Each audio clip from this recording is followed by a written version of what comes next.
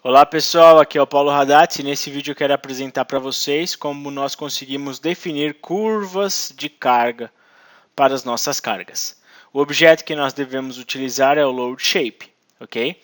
Então vamos lá, por exemplo, vou criar aqui um novo load shape, vou dar o nome para ele de semana, beleza? Então vamos lá, semana.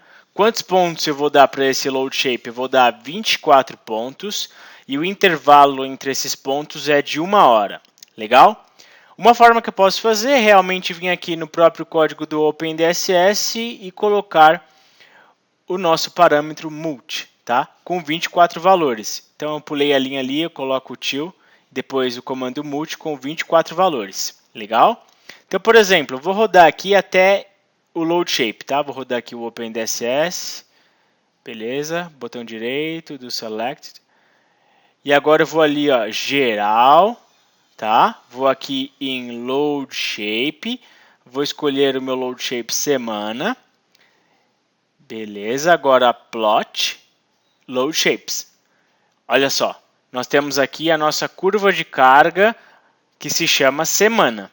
Beleza? Então essa é uma das formas que nós conseguimos incluir load shape no OpenDSS, tá? Uma outra forma interessante, que às vezes facilita nosso, deixa mais claro o nosso código, é não utilizar o multi com os valores e sim chamar um arquivo externo. Vamos observar como? Vamos lá. New load shape.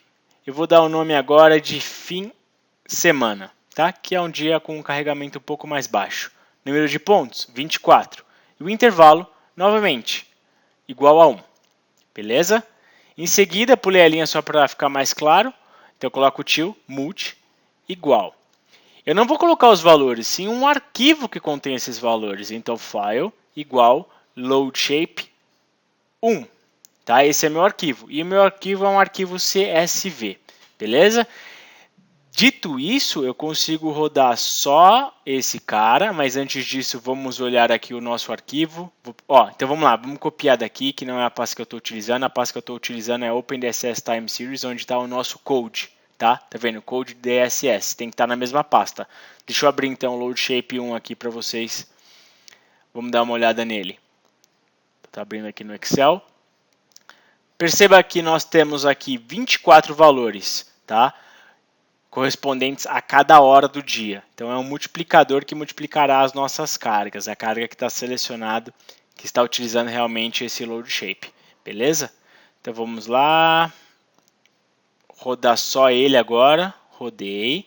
Botão direito do select. Posso vir aqui novamente load shape. Vou escolher fim semana. Beleza? Plot. Load shapes. Olha lá o cara. Então agora esse é o load shape chamado fim semana. Perceba que ele é um pouco diferente ali no eixo Y, o valor em PU, o outro era maior. Tá? Outra forma de se definir no OpenDSS é, por exemplo, olha só o meu load shape 2 aqui. Eu tenho duas colunas. A segunda coluna é idêntica àquela que nós acabamos de usar no load shape 1, porém a primeira coluna corresponde à hora do dia. Então, hora 0, hora 1, hora 2, hora 3 até a hora 23. Tá? Então, a primeira coluna tempo, a segunda é o multiplicador. Lembrando que o OpenDSS começa com a hora 0. Tá bom? Então, vai de 0 a 23, se eu vou simular num dia. Então, olha só.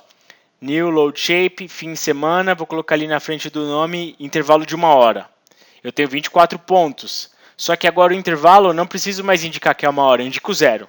Dizendo, eu não sei, o arquivo que vai dar para você, tá certo? O arquivo com a sua primeira coluna vai definir o intervalo de tempo em horas, beleza? Então, ó, preciso só mudar aqui que esse comando não funciona quando eu tenho duas colunas, eu preciso usar o comando csvfile, não mais o multi. Então, csvfile é igual ao loadshape2.csv. Vou rodar esse cara, de novo, loadshape, venho aqui em 1 hora, né? Fim de semana, 1 hora, load shape. Ó lá, igualzinho, cara. Beleza? Perceba que o que mudou, o intervalo é 0, porque eu não sei qual é o intervalo. Quem vai me dar o intervalo é realmente o meu arquivo, tá? Com a sua primeira coluna em horas. Sempre em horas a primeira coluna. Tudo bem? Vamos lá, agora imagina só que meu arquivo ele não contém 24 horas, ele contém apenas as horas pares, por exemplo, 0, 2, 4, 6 até 22. O resto eu não tenho. Então eu tenho o zero, o tempo zero com o seu multi e assim por diante. Ou seja, o que o OpenDSS vai fazer? Agora vamos lá, vamos definir e vamos dar uma olhada então. Load shape, eu vou colocar fim de semana 2 horas, o intervalo é de 2 horas. Eu tenho 12 pontos, então, eu tenho a metade de pontos. E ali embaixo eu vou colocar load shape 3. Tá? Vamos plotar esse cara? Então, ploto ele. Então, vamos lá, load shape, fim de semana 2 horas. Na hora que eu ploto esse cara, eu tenho 24 horas do dia, tá certo? Se eu simular no modo diário, ele vai interpolar os valores ali. Tá? Se eu simular com intervalo de 1 hora, ele vai ter que interpolar entre as horas que ele tem. Perceba que o lado direito, que é o que nós temos a 2 horas de intervalo, ele é um pouco mais quadrado, porque ele está interpolando, né? E o outro não, o outro nós tínhamos os valores. Então perceba que eu consigo simular com o OpenDSS com intervalo de tempo menor do que o intervalo de tempo definido no load shape. Porque o OpenDSS interpola isso para nós. Olha só agora o load shape 4, o que eu fiz com ele? Eu coloquei a hora 0, 1, 2, 3 até 23, como nós tínhamos no load shape 2. Só que o que eu estou fazendo aqui é incluindo a meia hora com o valor 1.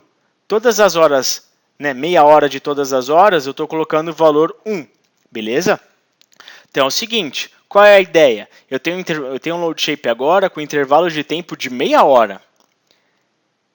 Entretanto, nós vamos ver em seguida, no próximo vídeo, eu acho, que simulando o OpenDSS em 1 hora, ele vai simplesmente esquecer esses valores de meia hora, tá? Então, como resultado aqui, só lembrando que eu tenho 48 pontos agora, como resultado para a simulação em 1 hora, não muda nada o Load Shape 2 e o Load Shape 4, tá? Então, ó, vou plotar aqui para vocês o Load Shape com meia hora de intervalo fazendo aquilo que eu fiz, fica uma coisa bagunçada. Só que se você simular a cada 1 hora, o OpenDSS vai esquecer esses pontos que tem um PU, tá? Que seria 1h30, 2h30, 3h30 e assim por diante. Tudo bem, pessoal? Então, olha só, eu mostrei aqui para vocês as formas que nós temos para incluir load shapes.